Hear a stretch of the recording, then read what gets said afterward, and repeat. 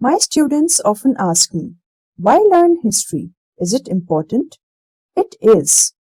Studying history enables us to understand different cultures and how the world came to be. By learning about the causes and effects of events, we learn to deal with conflicts among nations and avoid making the same mistakes of the past. As they say, those who fail to learn from history are doomed to repeat it. The ideas, traditions, and events of the past are connected with and merged into the present in various ways. Understanding this interaction is the study and writing of history. History helps us make wise decisions, to not repeat those actions that have caused negative reactions.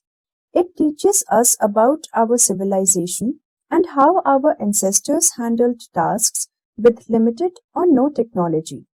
It tells us about our heritage, customs, and practices.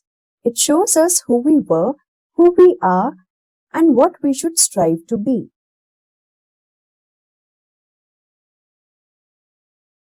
History is not just about dates.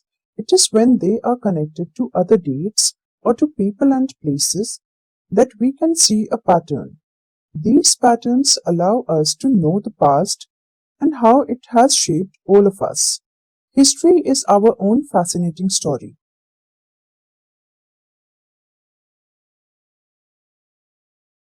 History is important because it helps us compare the past with the present. Each generation must keep a record of events to know what happened in the past and what can be done now. I like reading about the emperors of India, especially the Mughal emperors. I also enjoy reading about the discoveries of people like Aryabhat and Chanakya. History is both important and necessary.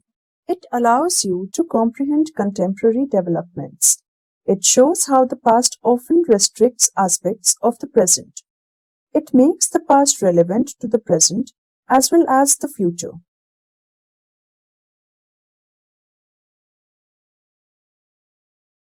It is necessary for us to know history so that we do not repeat the mistakes of the past. And if we knew what our past was, we would be able to understand better what we have to do differently in order to improve or manage our future.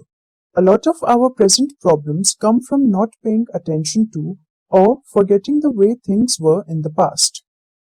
My grandfather began building a fairly large library for himself. By the time I was born in 1966, this collection had around 5,000 books. Till class 6, I was very fond of history because the teachers had a way of bringing it alive.